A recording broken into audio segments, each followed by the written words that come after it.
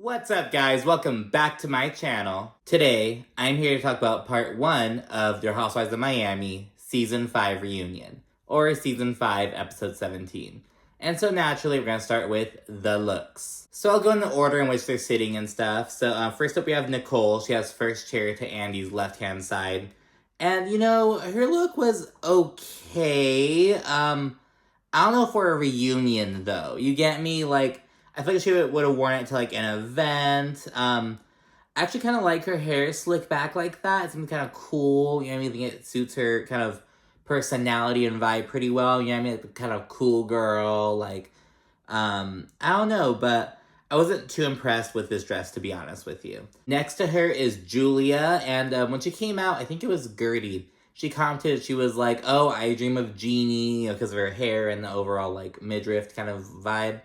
But the initial thing that I personally thought of, and it doesn't really, like, look like it per se, but in terms of, like, vibe, I thought about, like, Princess Leia when she was, like, with Jabba the Hutt and wearing the bikini and the braid kind of thing.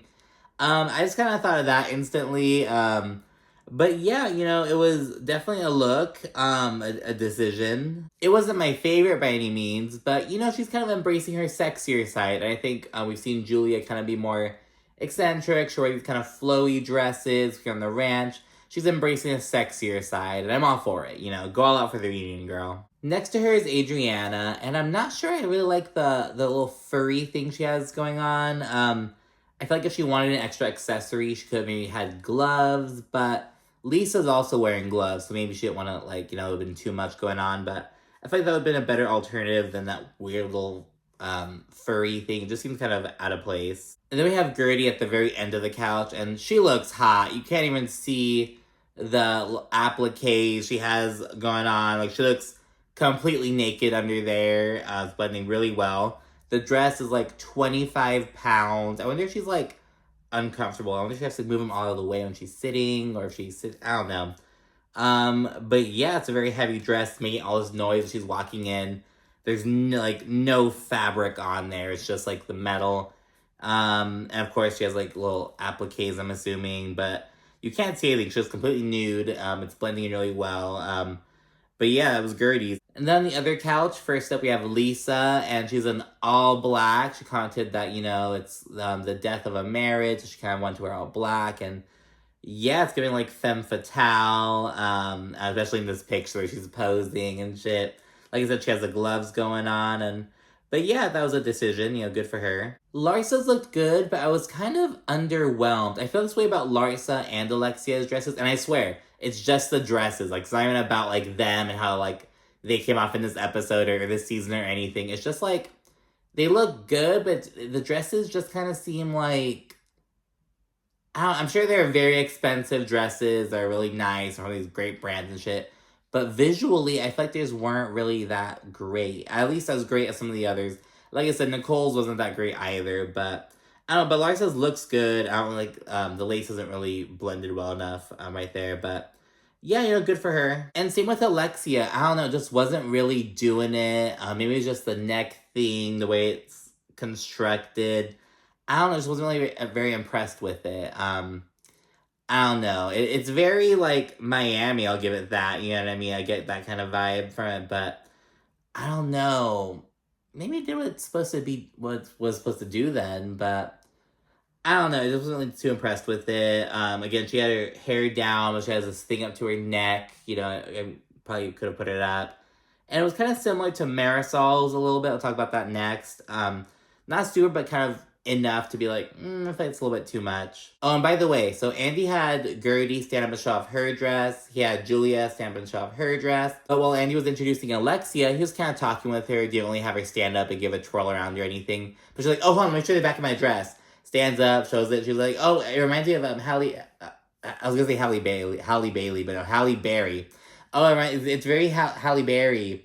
And, Nicole and Julia, like, roll their eyes, because it was right after he asked Julia to kind of turn around, and, again, just shows that Alexia's, you know, it's like, oh my gosh, look at my dress, It's like, bitches, leave it, it's not remarkable. Like, I'm sorry, it's not. Then we have Marysol's, and I actually like her more than Alexia's. I actually kind of like it a lot. It's like it suits her. It's like, I don't know, I feel like some people might think it's, like, kind of grandma-ish, but I feel like it suits Marysol's vibe.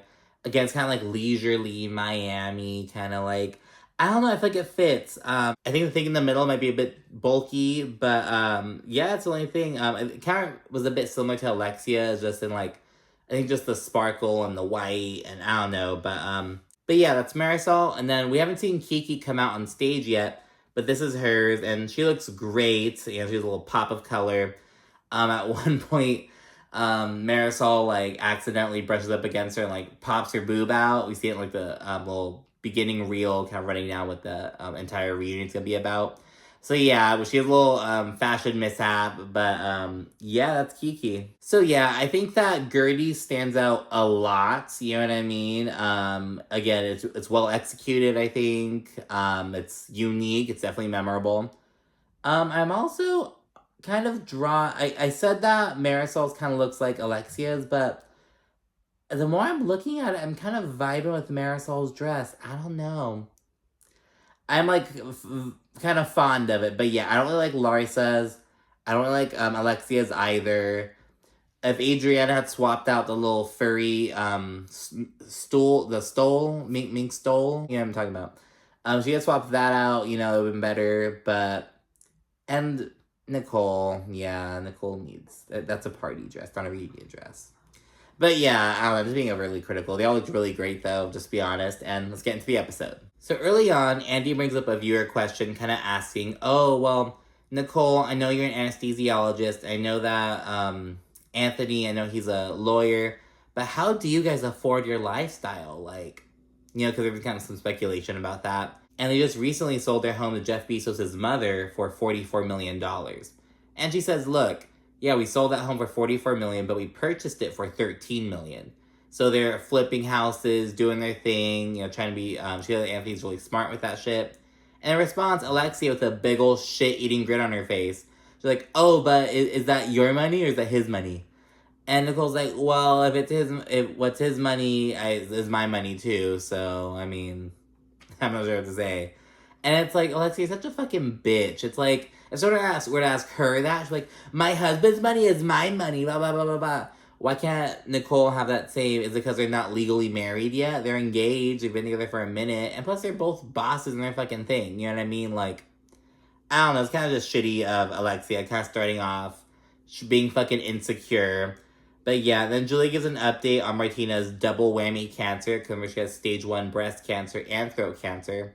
Interestingly, she says that just a few months before the diagnosis, Martina had a mammogram, and it didn't find anything abnormal. And then they found something with her throat, and they're like, oh, okay, let's see what's up with that. And while she was getting a PET scan for her throat cancer, they found abnormalities in her breast. So... because they're kind of checking out her throat cancer, that's how they found she had breast cancer. So they found that out, and it's just crazy how quickly things can change, you know? But yeah, and so we went to Lisa, so she has good days and bad days. Elle, she's still kind of too young to know what's going on between her and Lenny.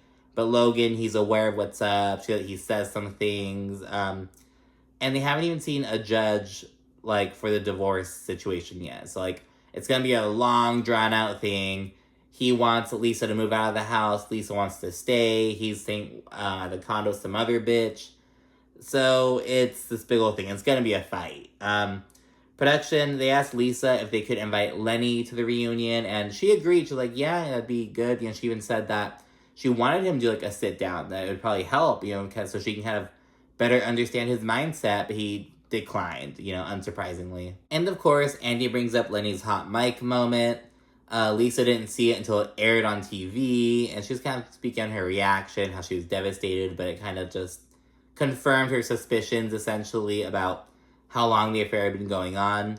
And Larsa fucking chimes in, and she's like, oh, well, like, you also caught him in the hot tub together, and we did not know this. Like, no one else on the stage knew this, and Lisa didn't seem upset by it, just kind of rolling with the punches, but I will not be surprised if next season this is an issue between them. I can almost guarantee that next season Lisa's going to be like, hey, Larsa, it was kind of shitty of you to bring that up and air that out at the reunion. Like, that's my story to tell. But yeah, and that happened a year before last year's reunion, so like 2 years ago. So she caught them in the fucking hot tub, kind of seeming inappropriate, and that's the same girl that Lenny's with now. So yeah, Lisa also speaks on the dynamic between her and Marina, her mother-in-law, and they all acknowledge that like she's in a really tough situation because she's already said she empathizes with Lisa, but Lenny is her only son. I don't know if he's her only child. They always say he's her only son, so I'm assuming Lenny has like at least one sister we've never heard of, maybe.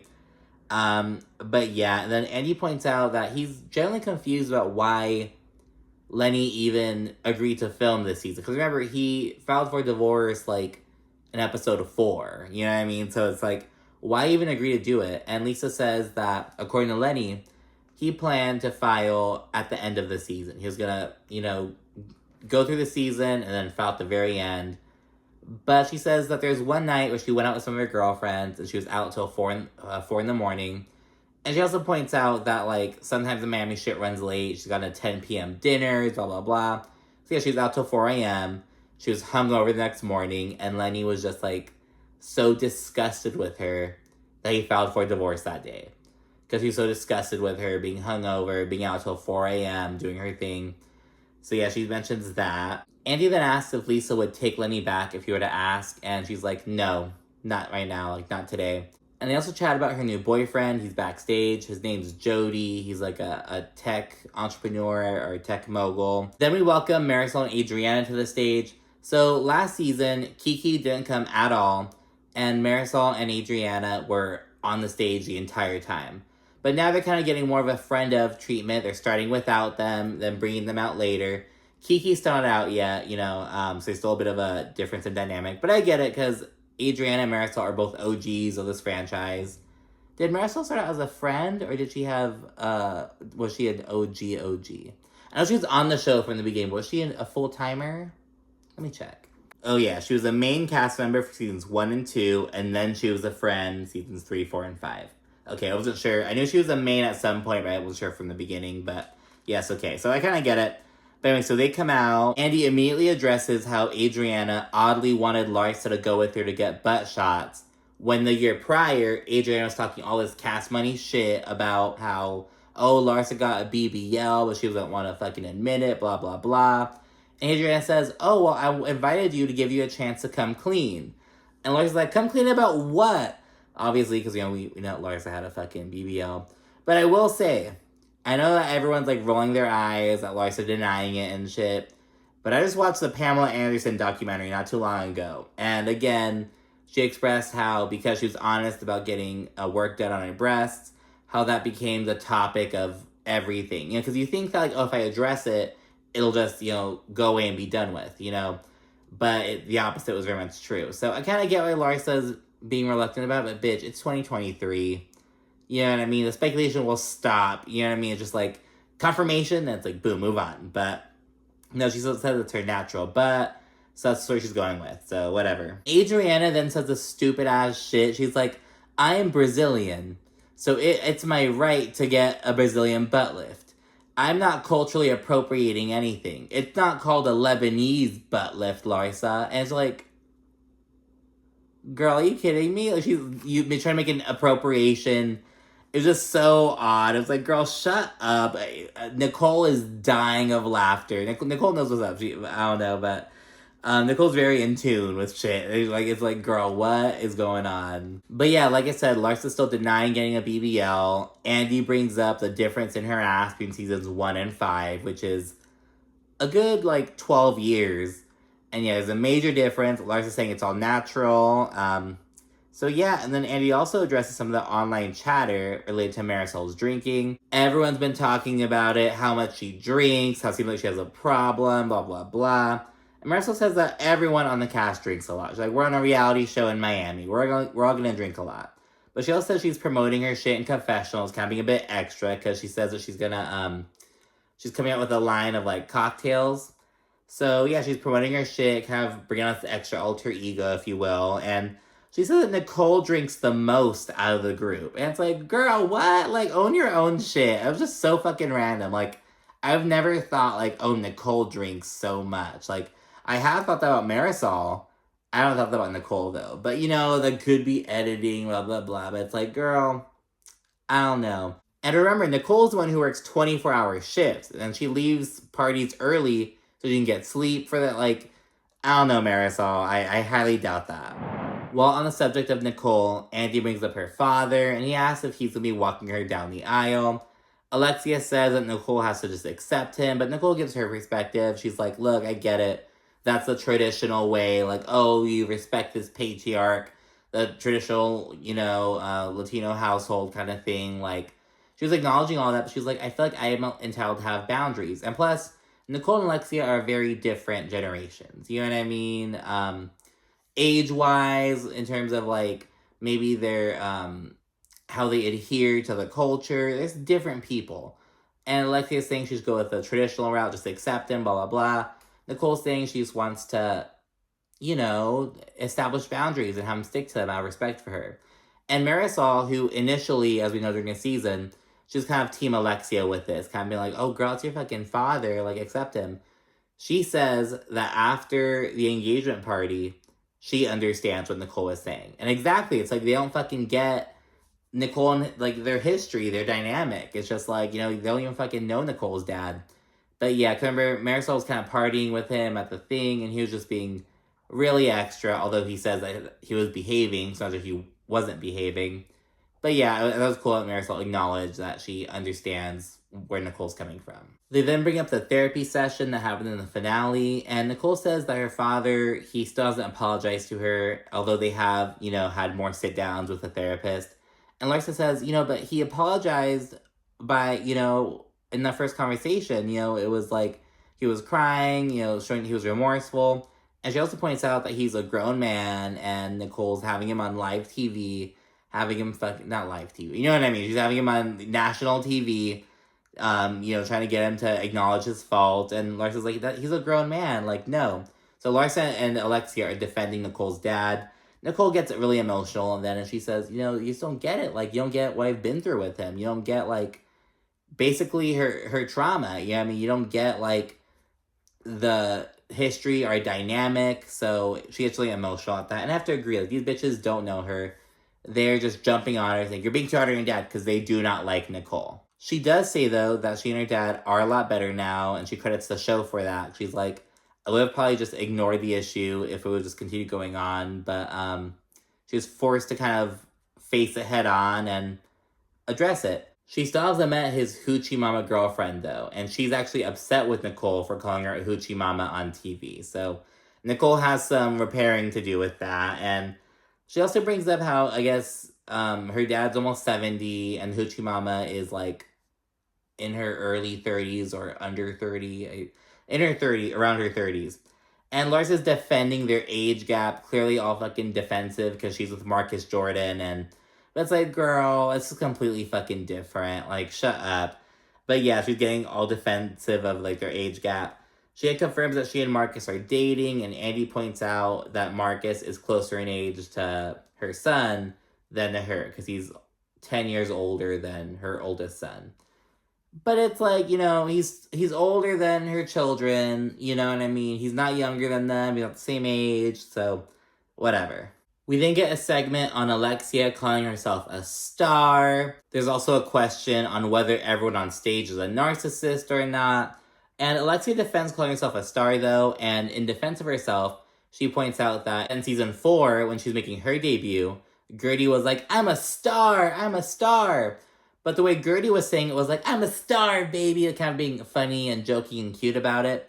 Alexia was doing it in a heated conversation, and kind of like, I'm a star, so it's fine. Like, kind of implying that others around her aren't. So the manner in which it was brought up was very different. And Nicole points this out, and she says that, Alexia tries to put people down. She actively tries to, belittle people. And Alexia says, in response, she's like, oh, I feel like everyone just hates on me because of the fact that I'm resilient. They know that I'm capable of going through things, and they just hate on that, blah, blah, blah. And it's like, oh my goodness. Gertie and Alexia then go back and forth, and Alexia is acting all dense as Gertie's listing down all the different reasons why Alexia was a bitch to her this season. And yeah, Alexia then goes as far as to say that she's glad that Gertie didn't plan her engagement party because she's difficult to work with. And it's like, wow, bitch, like, Like, you don't have anything else to fucking come for, so you try to denounce her work, denounce her ability to work with people. Like, because I can guarantee you, I'm sure fucking Alexia is the difficult one to work with, and that's why it's coming off like, oh, you're difficult to work with, Gertie. No, bitch, you're difficult to work with. That's why you're thinking that. But yeah, so it's kind of fucking whack. And Alexia then goes a step further and says that Gertie isn't going to castrate her like she castrates Russell. She says that Gertie mistreats her assistant, Malou. And there was this one time during the season she was talking to him in some certain way, but she was like in work mode, I feel. You get what I'm saying? Like, I feel like she's in work, plan mode, just kind of go, go, go. But Alexia brings that up, just fucking throwing whatever she can at Gertie. I feel like it's indicative that Alexia has really not, like, she's so bothered by Gertie and Nicole and Adriana in this episode. And it winds up with her popping off on Lisa at the very end. It's just like, Alexia is floundering, and so is Larsa. It's just like so annoying. Andy then highlights Alexia saying that, Russian women are good prostitutes, blah, blah, blah, to Julia. And Alexia apologizes. She's like, I didn't see what was wrong with it in the moment, but I understand now and I apologize. And Julia kind of, she says, I thank you for apologizing and I want to move on from this, but I want you to know how much it hurt me and all Russian women. Like, she really kind of talks to her about that. And Annie then asks if Alexia ever apologized to Adriana or Thierry, her ex-boyfriend now, for the whole fucking, he's still legally married, he's not divorced, blah, blah, blah, that whole bullshit. And Alexia says that she will not apologize because Adriana wasn't actually dating Thierry. She says that she was only renting him. So yeah, and Alexia also says that Adriana is jealous of what she has because she has so much love in her life. Adriana is so jealous of her and her husband, blah, blah, blah, throwing all that shit in her face. And Adriana says that Alexia demoralizes her. But Alexia responds by like, no, you demoralize yourself. Look at your past decisions and see that you do it to yourself. So Alexia's fucking pissed. Like, she is pressed. She is so angry, but she's trying so hard to keep her cool. You know what I mean? You just fucking tell with the shit that she's saying. Adriana then randomly pulls out these 2020 fucking texts, and she gives them to Andy to read. And they show that Alexia was trying to hook Adriana up on a date back then. Adriana asked, is he married? And Alexia was essentially encouraging Adriana to get with a married man. But Adriana said no. So basically, Adriana's like, look, you're acting like you give a fuck if people are married now. But back then, you were encouraging me to get with a married man. And Alexia, she kind of gagged for words. She gets upset. And she says, why don't you talk about the father of your son? Because we know that her ex-husband, the father of her son, he was married to Adriana, but he had like a whole other family down in Brazil. And it's like, well, Alexia, first of all, why are you acting like, you haven't had children with a dude who was a major drug figure down in Miami? You're married to a dude who was in the fucking closet for years, cheating on you with a dude. Not to be that bitch, but it's like, well, girl, let's fucking go there. And I don't know, just really fucking odd of her to bring that up. Andy then asks Alexia to address the perception that she is unable to take accountability or apologize. And she says, look, I think I might have a trouble apologizing, but that's because when I apologize, I truly mean it. I can't fake an apology just to make you happy. And I'm a Taurus. I'm sorry, I'm a Taurus. So I have to say I get what she's saying. I get it, I'm sorry. It's not right. It's not right. But I'm a Taurus. I'm sorry. And after Alexia kind of says that, Nicole says that, if someone disrespects you, you expect them to go kiss your ass and run after your approval, but you refuse to offer any sort of apology. And Larsa then jumps in. She's like, Nicole, you haven't apologized to me for judging me. And Nicole responds by saying that she and Anthony had every right to go after Larsa after she called their son a bastard. And Larsa's all defensive because she did say she gave Nicole shit for having a child out of wedlock. And Larsa's like, I never said that. I said out of wedlock. Like, she even said, now you're pissing me off. She gets all mad, but Andy kind of cuts this conversation off because he's going to bring it up later. And Andy takes the shit personally because Andy's children are technically out of wedlock. You know what I mean? So he's like, he's going to have some words for Larsa. He's actually going to yell at her, and I'm really excited about that. So yeah, they put a pin in that, but we'll get to that later. Andy then brings up the Amex incident, and Nicole is saying Amex instead of Amex, and Marysol's making fun of her about that. And I heard someone else say that recently. It's like American Express, Amex, not Amex. It was like, girl. But yeah, so she blamed the Amex incident. And Lisa says that everyone was embarrassing at night. Because, the whole thing is like, oh, Nicole was so embarrassing what she did. But Lisa's saying, no, all you guys were embarrassing. And now this is strike one with Alexia and Lisa. But we're going to see after strike two, bam. Alexia says that she felt attacked all season long. And Lisa, innocuously, innocently, she's like, oh, well, maybe that's why you did the whole I'm a star thing, because you felt attacked and you're just kind of doing that. And Alexia's like, no, I actually do believe that, and I encourage everyone here to believe that as well. And if you believe that, you wouldn't have let Lenny do what he did to you for so long. But it's like Lisa didn't even bring it up in that way. Like, it's like, you can tell by the way she said it, but Alexia was so fucking mad at, like, Gertie, Adriana, and Nicole at the entire other couch that she took it out on little old Lisa sitting next to her. So that's what happened. It's to be continued, and yeah. So that's it for part one. It was kind of okay. We haven't seen Kiki come out yet. But yeah, it's not really, it wasn't great. You know what I mean? It was okay though, but we'll see how it gets in part two and part three. So anyways, thanks so much for watching. Be sure to like, comment, subscribe, and stay tuned for more. Thanks again. Bye.